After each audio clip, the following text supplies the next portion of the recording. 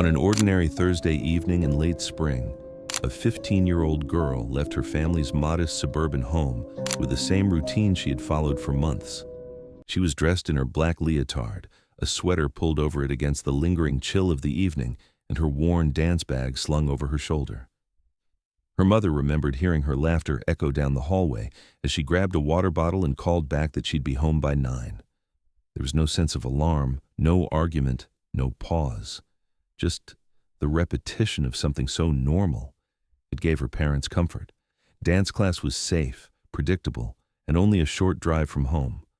Her father drove her the 6 minutes to the studio, a small building on the corner of a strip mall that doubled as both a place for ballet and jazz lessons and a social hub for young girls her age. He remembered her opening the car door quickly, rushing inside before he could finish reminding her not to forget her shoes. It was nothing unusual. Dozens of students streamed through the same doors every week, parents dropping them off with the ease that routine provides. To the outside world, it was a place defined by music, laughter, and rehearsal. But for her family, that night would come to represent the end of everything ordinary. Inside the studio, classmates later recalled her taking her usual spot by the mirror, hair tied in a bun, stretching along the bar before the instructor called them into formation. Multiple witnesses confirmed she attended warm-ups. A few remembered fleeting conversations, complaints about a school project, excitement over an upcoming recital. But no one could clearly state the moment she left. She was there, and then, without anyone noticing, she was not. It would become one of the most haunting gaps in the case. At home, the evening unfolded with the same expectations it always did. Her mother prepared dinner, setting aside a plate for when she returned. Her younger brother finished homework at the kitchen table, occasionally asking when she'd be back so she could quiz him for a test.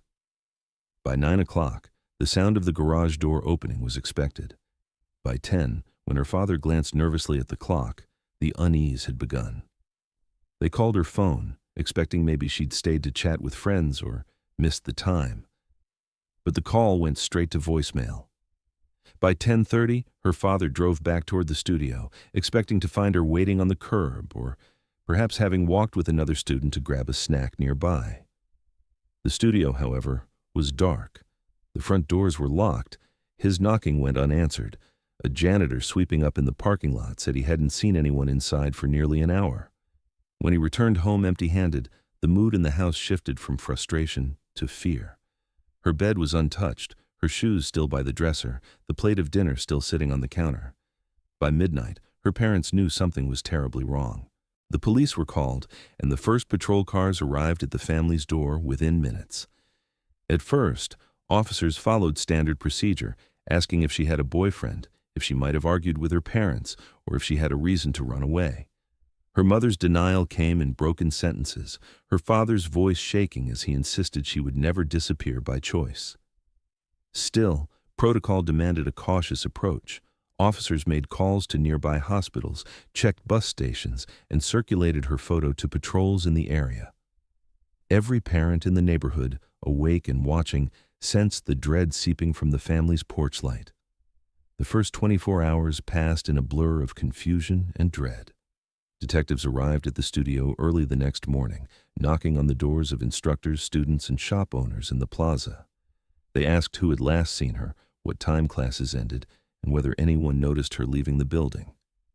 Witnesses contradicted one another. Some swore they saw her chatting after class. Others insisted she must have left early. None could pinpoint an exact moment. The absence of surveillance cameras in the hallways meant there was no clear image of her movements. It was as though the timeline dissolved somewhere between the mirrored practice room and the front door. Back at home, the girl's parents sat sleepless, holding the phone as if waiting for her voice to return through it. Every car that slowed near the house made them rise to the window. Friends and relatives gathered, speaking in low tones, trying to reassure one another, but each passing hour without contact made hope more fragile. By evening, missing posters were already being printed, her school notified, her friends called in to provide statements. What had begun as an ordinary Thursday night had transformed into the opening chapter of an enduring nightmare. The police would soon discover that the last confirmed place she had been seen alive was not in the neighborhood, not outside, not near a stranger's car, but inside the dance studio itself. And that simple, chilling fact, the knowledge that she had entered a building and never walked out, would shape the haunting investigation that followed. Detectives began their work the morning after her disappearance by walking the narrow hallways of the dance studio. The building was quiet, emptied of its usual music and chatter, and every detail seemed to take on new weight. They started with the obvious, the students who had shared the practice room with her that night. One by one, teenagers were sat down and asked to recall what they had seen. Almost every girl remembered her during warm-ups, stretching in her usual spot by the mirrors. Some said she was in the back row during the final rehearsal run-through, but when pressed on the moment she left, the answers became shaky. No one could remember seeing her walk out the door. She had simply been there, and then she was gone. The instructor, a middle-aged woman with years of teaching experience, confirmed that attendance had been normal that evening. She admitted she had not taken official roll at the end of class, something she now regretted. She said the students often trickled out at different times, some waiting for rides in the lobby while others lingered to talk or practice. Nothing about the girl's behavior struck her as unusual. She hadn't noticed her slipping away, and she certainly hadn't seen anything that suggested distress. The lack of certainty only deepened the strangeness. Detectives turned to the custodial staff, hoping for a clearer account. The janitor on duty that night recalled seeing her after most of the other students had left. He said she was near the back hallway that connected to the storage area and the large wall of mirrors used for practice. He assumed she was retrieving something from her bag or heading to the restroom, but when he passed through later, the hallway was empty. He hadn't thought much of it until police questioned him. That statement placed her inside the building later than most remembered, and near an area that offered no surveillance coverage. Officers examined the exits. The studio's back door, the one closest to where the janitor had last seen her, was still locked from the inside. There were no signs of tampering, no scratches, no forced hinges. If she had left that way, someone would have needed to lock it behind her, but the key was still hanging in its designated place. The front entrance, the one all students normally used, had been locked at the end of the night by the instructor. No one could say for certain if the missing girl ever passed through it. The lack of cameras in the building was a critical failure. The studio had never installed them inside, and the only outdoor surveillance came from a grainy feed attached to a laundromat across the parking lot. Reviewing the footage, detectives saw students coming and going in small groups, parents arriving to pick up children, headlights flashing across the lot. But there was no clear image of the missing girl leaving. It was as if her presence stopped at the mirrors. Her parents arrived at the studio during the second day of searching, demanding answers. They walked the same hallways, calling her name, peering into corners as though she might somehow still be hiding inside. The father questioned why no one had noticed her absence until hours later. The mother pressed the instructor, asking how a child could vanish in plain sight. The studio, once a place of routine comfort, now felt tainted, holding a silence that no explanation could ease. Detectives scoured the rooms for overlooked evidence. They checked lockers, trash bins, even ceiling panels. They searched the dance floor for scuffs, torn fabric, or anything dropped in a struggle. Nothing surfaced. Her bag was missing, her phone unreachable, her clothes untraceable. There was no blood, no hair, no fingerprints out of place. The space looked untouched, as if she had packed her things neatly and walked out by choice. But her family insisted she would never have left without telling them. In the following days, the police expanded their questioning to anyone who had been near the plaza. A few remembered a car idling near the studio around the time class ended, but descriptions varied. Some said it was dark, others light-colored, some believed it was a sedan, others swore it was an SUV. Without consistency, the lead evaporated. Forensic teams dusted every door handle and surface, but only ordinary prints belonging to students and staff were found. Nothing pointed to an outsider forcing their way in. The lack of struggle or forced entry posed a chilling question.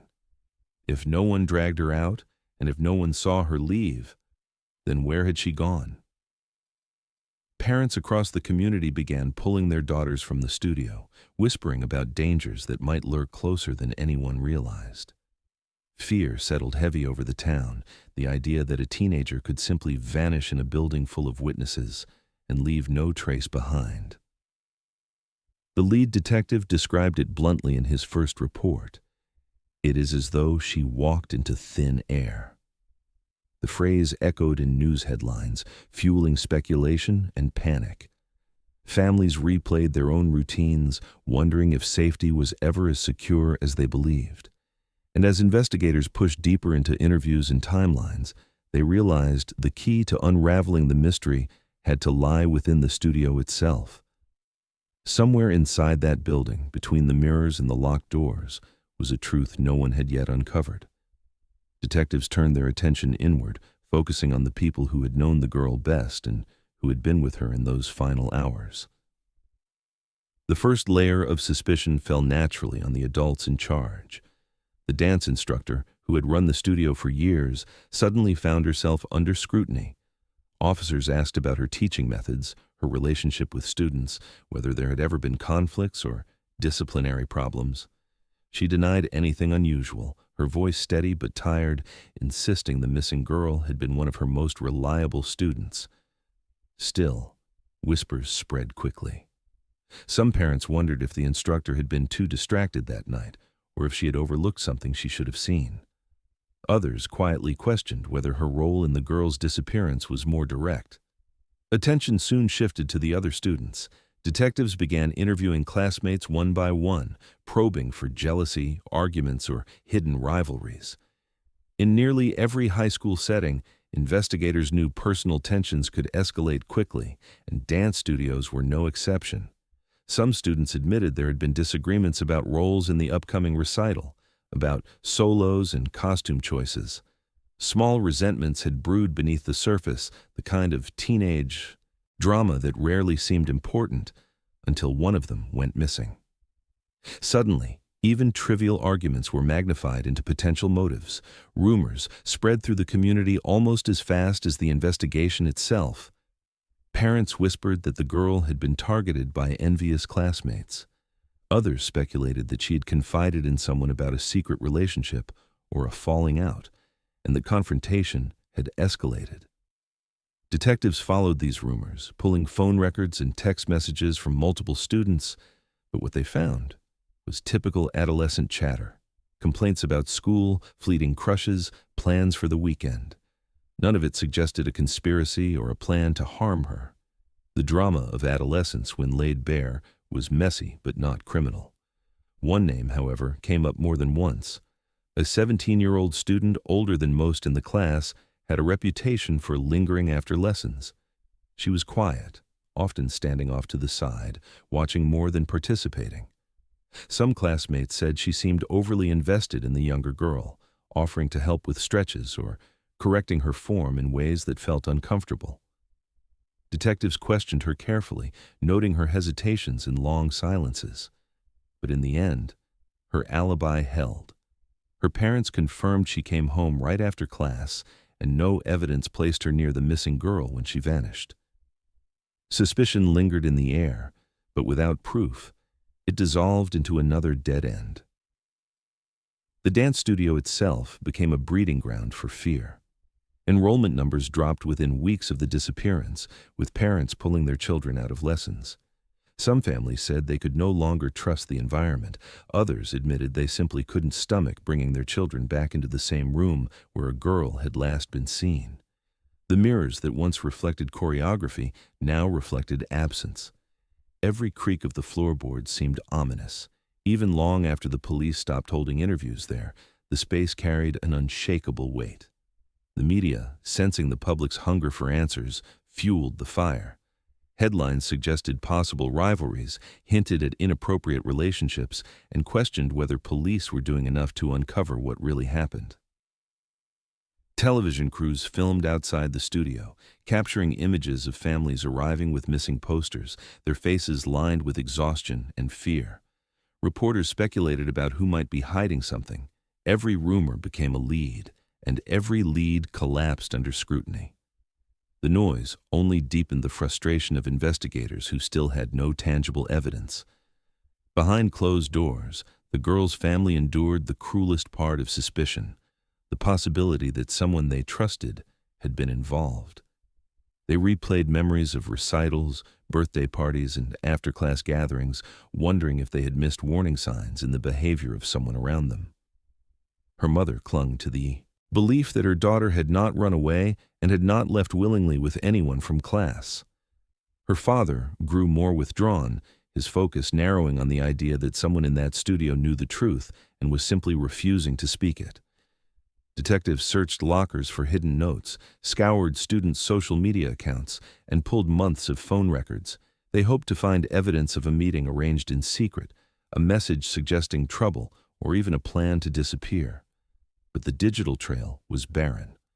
The girl's phone had gone silent the night she vanished, and no outgoing messages offered an explanation. The absence of physical evidence left investigators paralyzed. No fingerprints suggested foul play, no belongings were left behind to create a timeline, and no one could say with certainty when she had left the building. Theories bloomed, but none had roots. Police entertained the idea of abduction, of voluntary disappearance, even of a medical emergency hidden by someone else. But without proof, every scenario was speculation. By the third week, the case had begun to stall. Public attention turned to frustration, and the whispers of suspicion only grew louder. Parents avoided the studio, classmates avoided interviews, and the once bustling building now stood as a symbol of unease. Everyone involved felt the same suffocating truth. A girl had walked into that studio, and there was no evidence she had ever walked out. The lack of progress forced investigators to widen their scope. If the answers weren't inside the studio, perhaps they were somewhere just beyond it. Detectives would soon push their search outward, into the streets, the parking lot, and the wooded stretches that bordered the suburban town, hoping the silence of the building would finally give way to clues elsewhere. The third week of the investigation marked a turning point. Detectives realized that if answers couldn't be found inside the studio, they would have to search outward, combing every inch of the surrounding area. Volunteers began to gather, neighbors, classmates, even strangers from nearby towns. They carried flashlights, wore reflective vests, and walked shoulder to shoulder through the wooded patches that bordered the suburbs. Search parties scanned drainage ditches, crawling through the brush, calling her name into the silence. Abandoned buildings on the edge of town, once ignored, were pried open and swept room by room. Each door, creak and echo of footsteps carried the same painful hope, that they might find something, anything that explained where she had gone. Bloodhounds were brought in to sharpen the search. Trainers led them into the dance studio, letting them sniff her clothing and possessions. With noses pressed to the ground, the dogs picked up her scent and followed it into the hallway near the mirrors, just as the janitor had described. They traced her steps toward the back exit, but when they reached the door, the trail collapsed. The scent didn't lead outside, nor did it continue down the corridor. It ended abruptly in that narrow stretch of hallway, as if her presence simply stopped existing there. Handlers tried again and again, but each time the result was the same. The dogs could go no further. For investigators, this was more chilling than reassuring. If the girl's scent didn't leave the building, where had she gone? Despite the discouraging results, the search widened beyond the studio. Teams dragged nearby ponds and streams, lowering nets and dragging lines through the water. Ditches were drained, fields were walked in tight grids, and even dumpsters behind businesses were emptied and inspected. Helicopters swept over open land, infrared cameras scanning for signs of disturbance. Yet every sweep ended in the same heavy silence. No shoe, no bag, no sign of her presence was found beyond the studio walls. Then came the first significant tip. A resident who lived across from the plaza reported seeing a car idling in the parking lot the night she disappeared. The witness described it as unusual. Its headlights were off, and it remained parked long after most families had left. When police asked for details, the description varied. At times it was a dark sedan, other times a pale SUV. Some thought it was occupied by one person, others believed they saw two figures. Detectives canvassed the area for security cameras that might confirm the report, but the few cameras in nearby businesses either faced the wrong direction or had already overwritten the footage. Without an exact make or plate number, the lead dissolved. The car remained a shadow in the case, always suggested, but never proved. Another fragment of testimony came from a maintenance worker who had been cleaning in the plaza late that night. He recalled hearing a loud thud inside the studio long after the lights had been turned off and the doors locked. At the time, he dismissed it as something falling, an unsecured chair, a mirror shifting in its frame. But after news of the girl's disappearance broke, the sound gained sinister weight. Detectives inspected the studio again, testing the walls, mirrors, and doors for signs of damage. Nothing appeared out of place. If something had fallen, it had left no trace. The worker's memory became just another haunting detail that couldn't be connected to anything concrete. For the girl's family, these searches and scattered leads brought only exhaustion. Her parents attended every community gathering, walking alongside strangers through fields and forests, their voices hoarse from calling her name.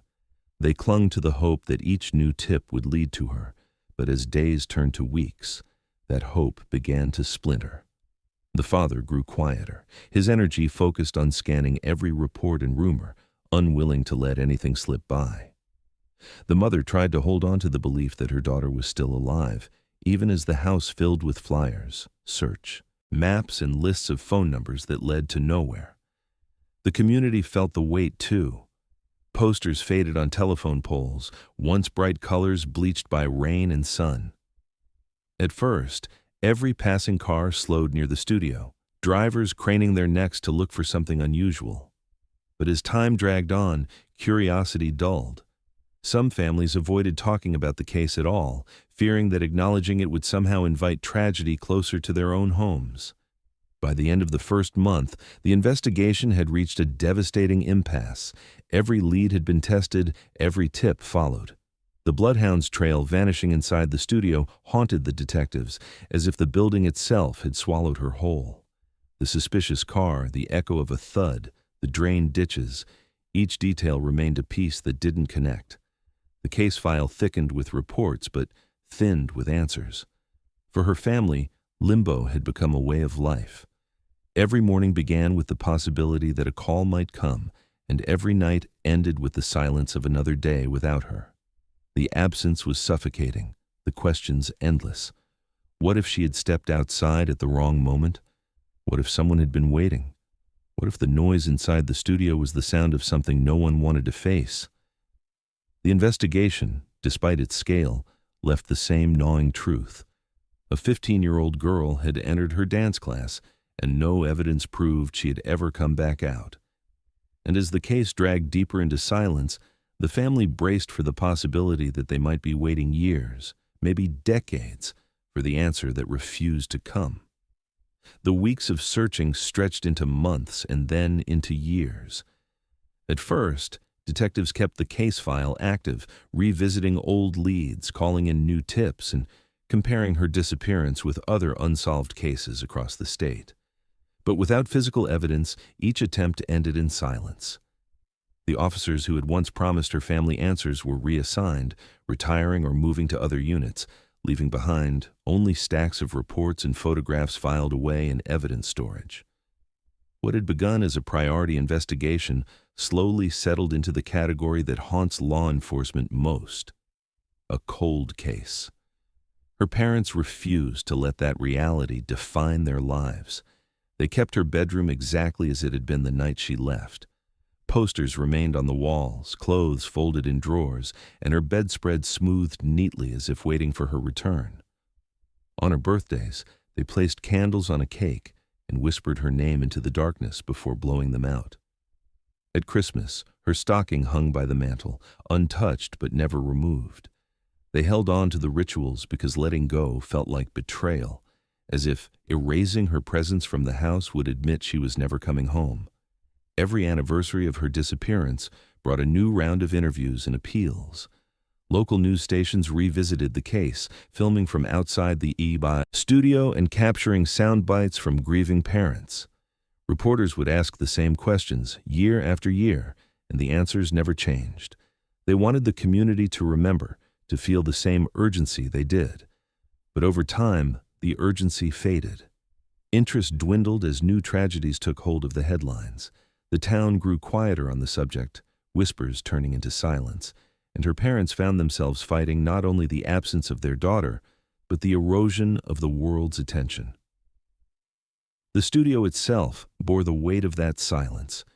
Enrollment had plummeted in the months following her disappearance, parents too uneasy to leave their children in the same building where a girl had last been seen alive. Rumors had spread, suggesting cover-ups, negligence, even something sinister lurking behind its walls. Within 2 years, the business closed. The front doors were locked, the windows dark, the sign eventually removed.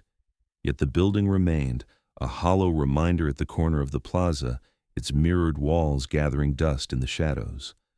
For the girl's family, life became measured not in years, but in the spaces between small moments of hope. Every time human remains were discovered in the region, every time a body was pulled from a river or a shallow grave unearthed, they braced themselves for a phone call.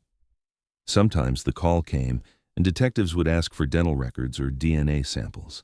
Each time, after days of waiting, the results came back negative. Relief was tangled with despair. She was not among the dead, but she was not among the living either. The family grew older, friends drifted away, holidays became quieter. The father sank deeper into his own silence, while the mother became the face of persistence, attending vigils, organizing missing persons walks, and speaking at schools about safety. Her brother, once a child doing homework at the kitchen table the night she vanished, grew into adulthood with a shadow always following him, defined in part by the sister whose story had no ending. Nearly a decade passed this way, with the town largely moving on. New businesses opened in the plaza, families drove past the locked studio without glancing toward it. The building's story became a whisper, a piece of local folklore told to new residents but rarely spoken aloud. The community had folded the case into its history, tucked away alongside other losses that could not be explained. But for her family, it was not history. It was every day. Then, just when it seemed that silence would swallow the case entirely, something shifted. The property where the studio had stood was sold to a development company. Plans were drawn up to renovate the space into offices, and contractors were hired to strip it down. It was during those early preparations, as workers began clearing debris and examining the old structure, that one detail surfaced, a detail hidden all those years, waiting in the locked and abandoned building. Discovery that suggested the story was not buried forever, but instead concealed just beyond reach, waiting to come to light. 8 years had passed since the night the girl vanished, and the building that once echoed with music and rehearsals had become little more than an eyesore. Its windows were coated with grime, the front doors chained shut, and weeds pushed through cracks in the sidewalk. The town had learned to drive past without noticing, but to her family it stood like a wound that refused to close. When a local development company finally purchased the property with plans to convert it into office space, most people felt a quiet sense of relief. The studio's long shadow, they thought, would at last be replaced with something ordinary. The contractors who entered the building that spring found it exactly as it had been left. Dust coated the mirrored walls, forgotten ballet shoes littered corners, and water stains stretched across the ceilings. Their job was to strip it down to the bones, rip out flooring, tear down drywall, and prepare the shell for a new life. For days they worked methodically, clearing the smaller rooms first before turning their focus to the large practice hall where students had once lined up at the bar. It was there, in the room that had last held her presence, that something unexpected surfaced. One of the workers noticed it first. As they began pulling loose panels from the wall, a draft of cool air brushed his face. He paused, puzzled. The building had no active ventilation in that section, and no windows behind the mirror. He pressed his hand against the surface and felt the faint pull of air, as though space existed beyond. It didn't make sense. The blueprints the company had reviewed showed nothing unusual behind that wall, only solid structure. The man mentioned it to his supervisor, who ordered a closer inspection. When the mirrors were pried away and the panels beneath them loosened, the truth began to emerge. Behind the wall was not solid concrete as expected, but a narrow cavity, a hidden crawl space running the length of the room. The opening was barely wide enough for a person to slip through. The contractors exchanged uneasy looks. In 8 years of standing vacant, no one had ever noticed this void. Word reached the project manager, who halted all demolition until authorities could be notified. By the time police arrived, the building buzzed with unease. The workers gathered outside, whispering about the strange draft and what might be sealed away inside. Detectives who had once carried the case now returned, older, but still carrying the weight of her disappearance. They studied the newly exposed opening with the same dread the workers had felt. It was a space that had never been listed on any construction record or blueprint, a cavity intentionally concealed. When investigators finally stepped inside, they found more than just emptiness. Dust coated the floor, but scattered among it were objects that should not have been there. A torn ballet shoe, discolored from years of exposure, faded hair ties, tangled and brittle, and near the back, partially buried under debris, a canvas dance bag embroidered with initials that matched the missing girl's. For nearly a decade, her family had clung to the hope of answers. And here, inside a hidden space within the very building she had last been seen, the first real evidence of her presence surfaced. Detectives immediately secured the site, treating it as a potential crime scene. The workers were sent home, and forensic teams moved in with lights and equipment. They documented the narrow cavity, photographing every angle. DNA swabs were collected from the objects, fibers lifted, and soil samples taken from the floor. Early results confirmed what everyone already feared. The DNA traces matched the girl. She had been there. For the family, the news hit with a mix of devastation and grim validation. For years, they had insisted she never left that studio, that something had happened inside its walls. Now the evidence confirmed it. Their daughter had been in that crawl space. Whether she had been forced in or had stumbled inside by accident was still unclear, but the discovery shifted the case from the abstract to the tangible. After nearly a decade of silence, there was a direction again. The reopening of the building reignited community interest. Neighbors who had long since stopped asking questions now crowded near the police tape, murmuring about what might have been hidden there all along. Theories flared to life once more, and reporters returned, broadcasting live from outside the plaza where everything had begun. The whispers that had once faded into silence rose again, but this time there was something real behind them. For detectives, the hidden crawl space posed more questions than it answered. Why had it never been documented in the blueprints? Who had known it was there? And, most urgently, how had a 15-year-old girl ended up inside without anyone noticing? The objects left behind suggested she hadn't simply walked out that night. Her story, in some form, had remained sealed within the building all along. As investigators prepared to dismantle more of the mirrored wall, searching for further evidence, a chilling realization began to settle in. The girl's disappearance had never been about a stranger in the parking lot or a chance abduction on the street. The truth had always been closer, far closer, than anyone imagined.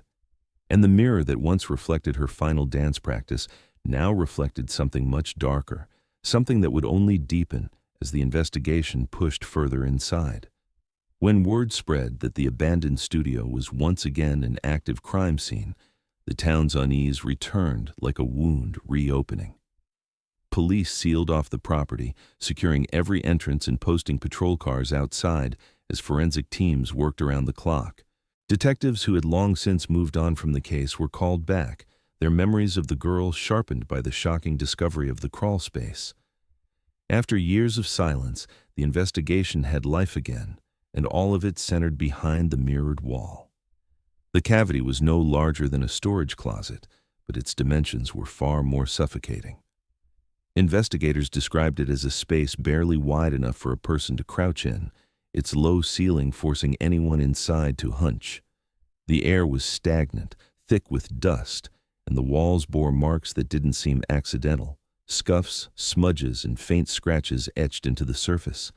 It was not a room meant for use. It felt like a void, deliberately hidden, where sound and movement would never reach the outside.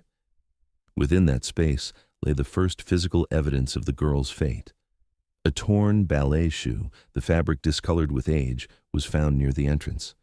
Beside it were hair ties, brittle with time but still clinging together in faded colors her family immediately recognized. Further back, under debris that had collected from years of neglect, was the most haunting discovery: a canvas dance bag, embroidered with her initials.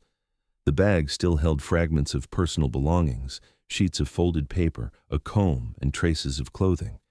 These were not random items discarded in a building. They were hers. Forensic teams cataloged each item carefully, sealing them in evidence bags and swabbing them for DNA.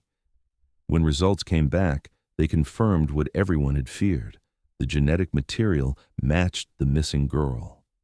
It was the first indisputable proof that she had been inside that space.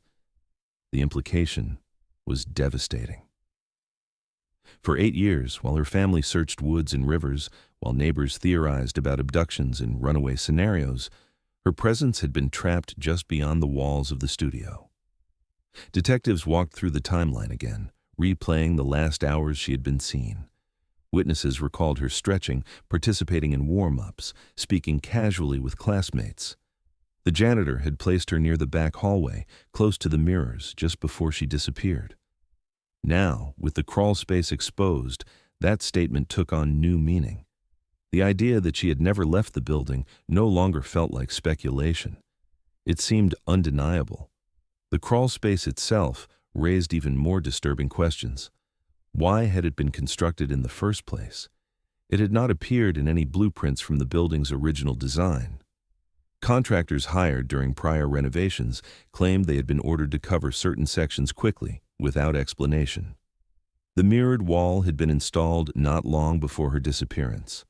What looked like a design choice for dancers might have been a facade hiding something far more sinister.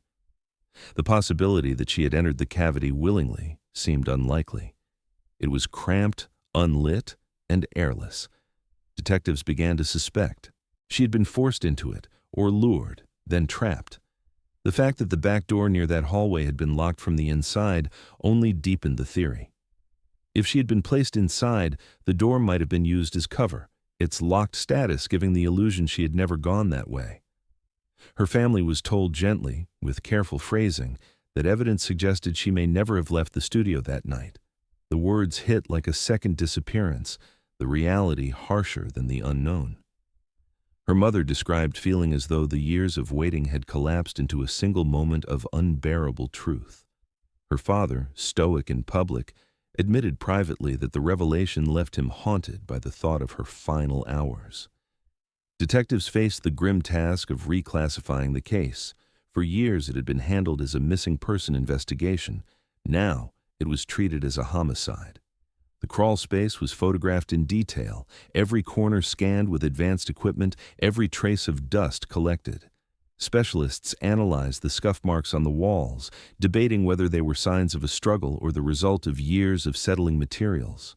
To the investigators who saw them in person, the markings felt deliberate, like evidence of someone trying to escape.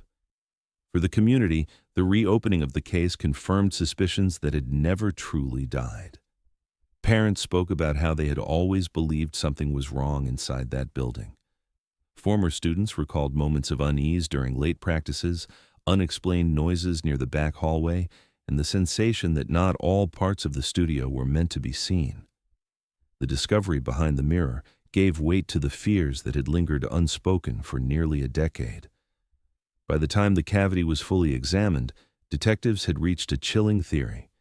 The girl had not walked out into the night, nor had she been whisked away by a stranger in a car. She had remained inside the very building where she was last seen. And if that was true, then someone connected to that studio had known all along. As the evidence bags were sealed and the crawl space finally closed off again, one truth hung over the investigation. The missing girl had never vanished into thin air. She had been sealed into the walls of the place she trusted most. And now, with the evidence in hand, detectives would turn their focus toward who had hidden her there and why. Detectives began the painstaking process of reconstructing the night she vanished, this time with a new understanding that the answer had always been hidden within the studio's walls. They brought in architectural experts to study the building's design, comparing original blueprints with what stood after the renovations.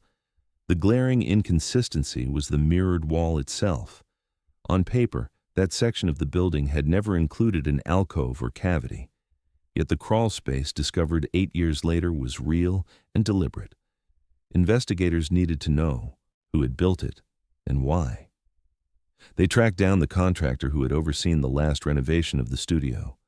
He admitted he barely remembered the details, but confirmed that the mirrored wall had been installed just a few months before the girl disappeared.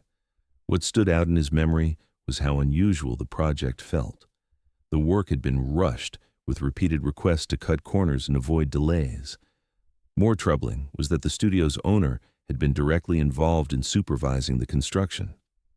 Contractors are rarely micromanaged once plans are approved, but in this case, the owner had insisted on being present, sometimes standing silently as crews worked, other times pressuring them to move faster.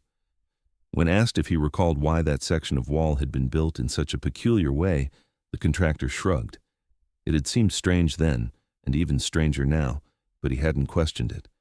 Detectives dug deeper into the studio owner's history. He was well known in town, a figure who had taught generations of children to dance. But beneath the reputation were troubling reports.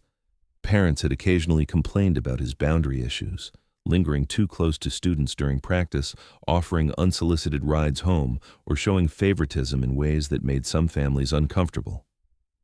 At the time, these concerns had never escalated into formal accusations. Now, with the discovery of the hidden space, those old warnings seemed like red flags ignored. Reconstructing the night of her disappearance, detectives theorized how the girl might have ended up inside the crawl space. The most chilling scenario was that she had been forced in against her will, the narrow chamber used as a place to hide her until the studio emptied out. The second, though still disturbing possibility, was that she had been coaxed inside under some pretense, perhaps told to fetch something or shown the space as part of a misguided attempt to impress her. Either way, once inside, there was no evidence she had ever escaped. The door had been locked, the walls sealed, and the space so suffocating that survival would have been impossible. Forensic examination of the remains confirmed what detectives feared. After carefully removing what little was left from the crawl space, medical examiners determined the girl had died within days of her disappearance. There were no signs of blunt force trauma or stabbing injuries. Instead, evidence pointed to dehydration and suffocation. She had not been killed in a conventional sense. She had been trapped. The narrowness of the chamber, the absence of ventilation, and the silence of those walls had sealed her fate. Her parents received the autopsy report with hollow devastation. For years they had imagined scenarios: abduction, runaway, even the faint hope that she was alive somewhere. The truth was worse than all of them. Their daughter had spent her final hours only feet from where people searched, her belongings scattered near her, her voice likely muffled by the very walls designed to conceal her. The knowledge that she had not been taken far, but instead left to die inside the place she trusted most, was unbearable. Detectives pieced together how such a tragedy could have gone unnoticed. The janitor's recollection of hearing a thud hours after class ended now seemed significant. Perhaps she had struggled against the walls, banging in desperation. But with the studio locked, with no one listening closely, her cries would have been mistaken for nothing more than the settling of an old building. The bloodhound's trail ending in the hallway made sense now, too. They had led handlers directly to the spot where her scent lingered, but without knowing of the crawl space, the evidence had been dismissed. The clues had always been there. They simply hadn't been understood. For the investigative team, this revelation reframed the entire case. If the owner had overseen the renovations and had knowledge of the hidden cavity, then his connection to her disappearance was unavoidable. Even if he had not physically harmed her, his decisions had created the trap that became her tomb. Whether through panic, negligence, or deliberate concealment, the result was the same. A young girl had been sealed inside the very walls of his studio. The reopening of the case brought national attention. News outlets ran the story with headlines describing her as the girl behind the mirror, a haunting phrase that captured the tragedy of a life lost in silence. Former students and parents came forward, recalling their unease with the owner, sharing stories they had once kept private. Each testimony painted a picture of a man whose reputation had shielded him from suspicion for years. Now, with the evidence uncovered, that shield was gone. As investigators prepared to confront him, they knew the case had shifted from mystery to accountability. The girl's fate had been revealed, her final hours reconstructed through blueprints, testimony, and the evidence hidden in dust. The unanswered question now was not what happened, but who had allowed it to happen and why it had been concealed for nearly a decade. Detectives knew the time had come to confront the man whose name had hovered at the edges of suspicion for years. The former owner of the studio had left town quietly after the business closed, relocating to a smaller community just an hour away.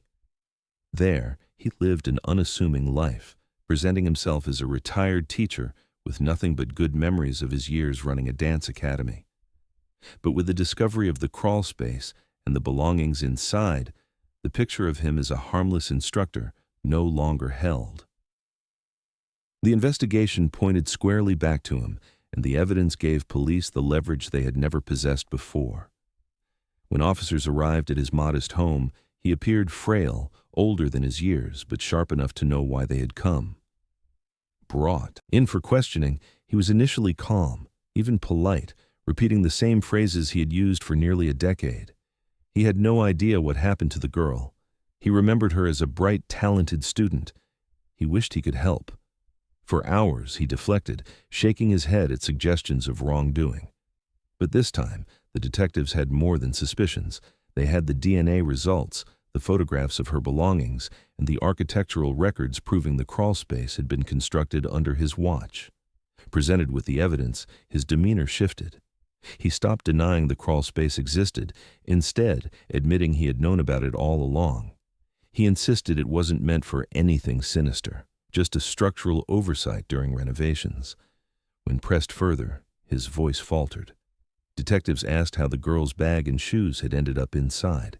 He hesitated, then gave an explanation that chilled everyone in the room. He claimed the girl had discovered the space herself, perhaps out of curiosity, and had crawled inside. According to him, she became stuck, unable to get out. He said he heard her struggling but panicked. He explained that in that moment, his fear of being blamed outweighed everything else. He imagined parents accusing him of negligence, lawsuits destroying the studio, and his reputation ruined. Instead of calling for help, he made the worst decision possible. He sealed the panel and left her there. When asked if he returned, he admitted that he had come back to the studio in the following days. He heard noises at first, thuds, muffled cries, the sounds of someone desperate to escape. He did nothing. He waited until the noises stopped.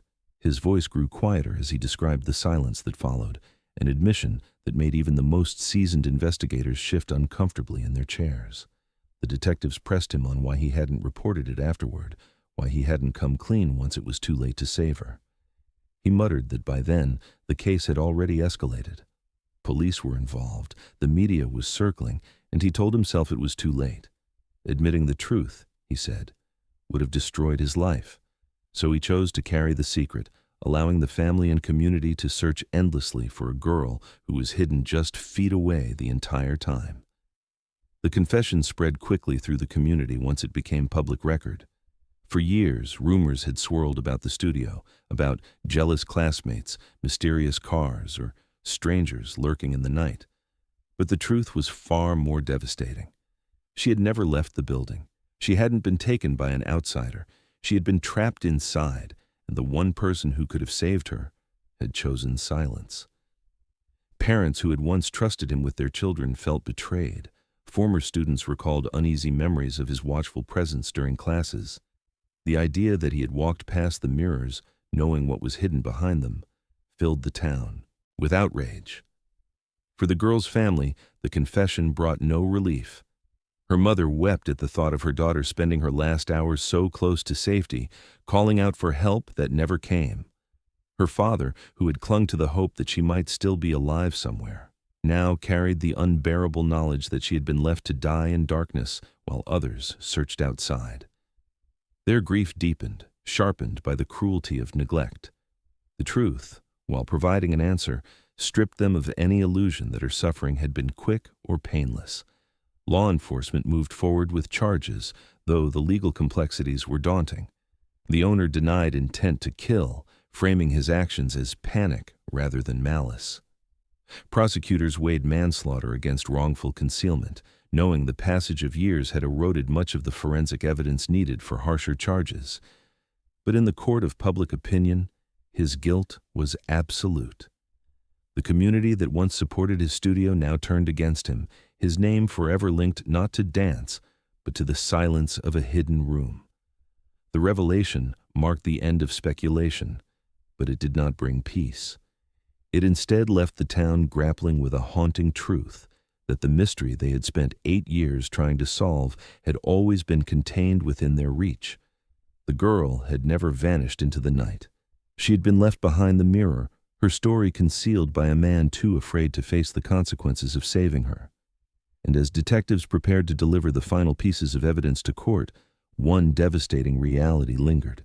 The mystery was no longer about how she disappeared, but about how long the echoes of her unanswered cries would haunt those who chose not to hear them.